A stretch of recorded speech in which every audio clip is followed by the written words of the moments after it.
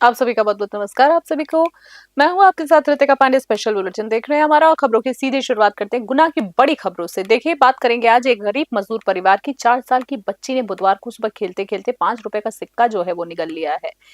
लापरवाही की खबर कह सकते हैं सीधे तौर पर। बच्चे के पिता भूदल योगी ने उसे जिला अस्पताल जाकर इलाज उसका करवाया, लेकिन वहां मशीनों की कमी बताकर मदद करने से इनकार कर दिया गया, जिसके बाद निजी अस्पताल में इलाज के लिए 10,000 रुपए की मांग भी की गई, जिससे वो परिवार वहन नहीं कर सका है। आपको बता दें, मामला कलेक्टर किशोर कुमार कन्याल तक पहुंचा, जिन्हें तुरंत निजी अस्पताल को बच्ची का संपूर्ण इलाज कराने और रेड क्रॉस से खर्च उपलब्ध कराने के निर्देश दिए हैं। इसके बाद बच्ची को भर्ती किया गया और चिकित्सकों ने बताया कि सुबह खाली पेट सिक्का निकलने की प्रक्रिया शुरू की जाएगी। गुना से विनोद सोनी की स्पेशल रिपोर्ट देख रहे हैं आप। वो बच्ची आई है अभी, चूंकि कुछ खाना वाना भी खाया हुआ है, तो हम लोग उसको खाली पेट अभी हम भर्ती कर रहे हैं। भर्ती करके कुछ दवाई भी शुरू कर रहे हैं और कल सुबह खाली पेट जो है, खाली पेट उसको रख के और बेहोशी के तहत उसका आगे का जो उपचार करेंगे। अच्छा, परिजनों को कहना है कि हमारे पास पैसा भी नहीं है, तो एक प्राइवेट हॉस्पिटल है ये, तो कैसे क्या मैनेज होगा? वो रेड क्रॉस की तरफ से कलेक्टर साहब का मैसेज भी है कि रेड क्रॉस उसका माइन करेगा और जितना कलेक्टर साहब हमसे कहेंगे हम लोग भी उसको डिस्काउंट भी करेंगे इस तरह से। यादव समाज मध्य प्रदेश ने राष्ट्रीय अध्यक्ष रुपेश यादव के नेतृत्व में सिलवानी पुलिस द्वारा पत्रकार राम यादव पर अनुसूचित जाति जनजाति अत्याचार निवारण अधिनियम के तहत झूठे प्रकरण की निष्पक्ष जांच की मांग को लेकर मुख्यमंत्री के नाम तहसीलदार को 8 सूत्री मांग का पत्र सौंपा है। जी हां, पत्र में कहा गया है कि पत्रकार ने किसी भी स्तर पर जाति सूचक शब्द, अपमानजनक टिप्पणी या अनुचित आचरण नहीं किया है और रिपोर्टिंग पूर्णतः सार्वजनिक हित और तथ्य आधारित पत्रकारिता के दायरे में थी। आरोप घटनास्थल, वीडियो फुटेज और प्रत्यक्षदर्शियों साक्ष्यों के मेल नहीं खाते हैं। मांग की गई है कि प्रकरण की वरिष्ठ अधिकारी स्तर पर निष्पक्ष जांच हो, गौशाला रिपोर्टिंग की स्वतंत्र सत्यापित पर समीक्षा कर झूठी एफआईआर खारिज किया जाए। सिलवानी से मनीष रघुवंशी की स्पेशल रिपोर्ट देख रहे हैं।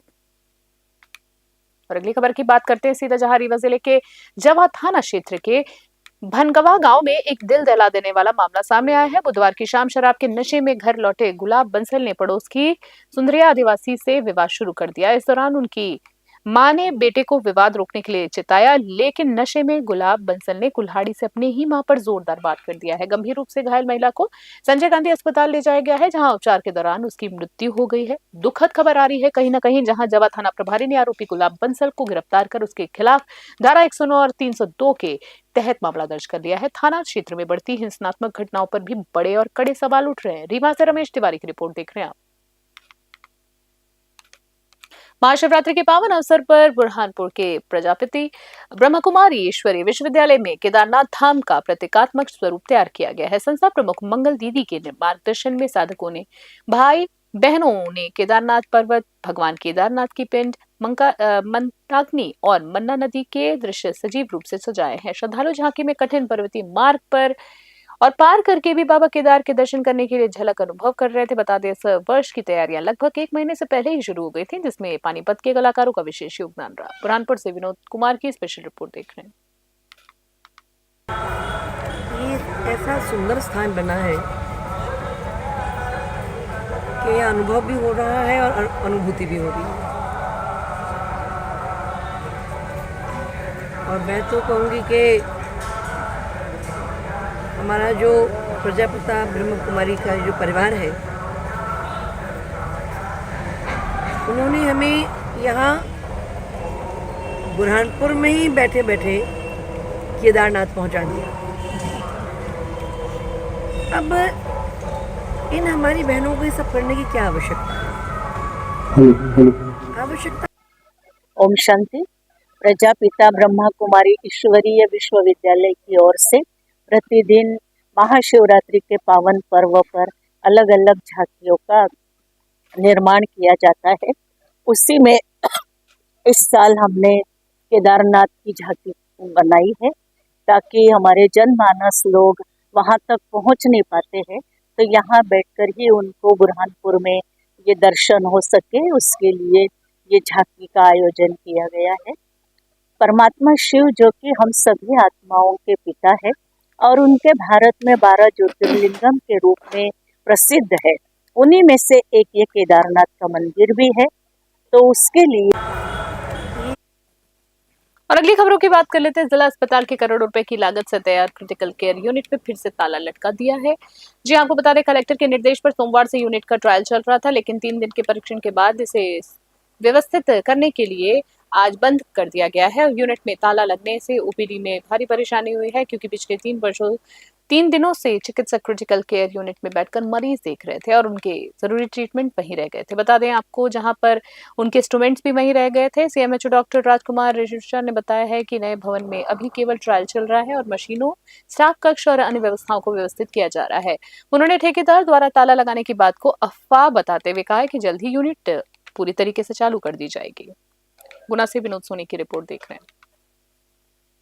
सीसीएचबी का जैसे कि आप भी थे सोनी जी, प्रथम दिवस अपन ने किया था ट्रायल के तौर पर। अपन ने क्रिटिकल केयर हॉस्पिटल ब्लॉक में शिफ्ट किया था उसकी व्यवस्था देखने के लिए कि आप अपने ट्रायल के उसमें क्या क्या चीज़ें निकल के आती हैं, इससे अपन सुधार कर सकते हैं। तो जो हमारे ओपीडी थी उसमें शिफ्ट किया गया था और जो इमरजेंसी के थे उसमें कुछ बेड रखे गए थे। जो उसमें सामान रखा गया था वो सब अलग से रखा गया था, टेबल, कुर्सी, अलमारी, रैक, वो आपने देखा कि सब नए थे जो उसी बिल्डिंग के, वो अपन ने सब रखे हुए थे। सभी को निर्देशित थे कि बहुत ही आवश्यक कुछ सामान है वो आपको ले जाना है। कभी भी अगर इमरजेंसी पड़ी तो हो सकता है उसी दिन आप ऐसा कुछ लगे कि मरीजों को असुविधा है या नहीं हो पा रहा है, तो अपन को तत्काल ही वापस करना था। यहाँ पे भी सेम व्यवस्था वहाँ थी। 2-3 दिन भंडारा में 10 दिन की नवजात बच्ची की तस्करी का सनसनीखेज मामला सामने आया है। इलाज के बहाने बच्ची को माता पिता से अलग कर बेचने वाले अंतर जिला गिरोह का पुलिस ने भांडाफोड़ कर दिया। मामले में गोंदिया के एक डॉक्टर समेत 5 लोगों के खिलाफ केस भी दर्ज किया गया है। एक महिला आरोपी को गिरफ्तार किया गया है, जबकि मुख्य आरोपी डॉक्टर फरार है। चाइल्ड हेल्पलाइन की सूचना पर पुलिस ने बच्ची को सुरक्षित बरामद किया। गनीमत की बात रही, मामले की जांच अभी भी जारी है। भंडारा से हंसराज की रिपोर्ट देख रहे हैं।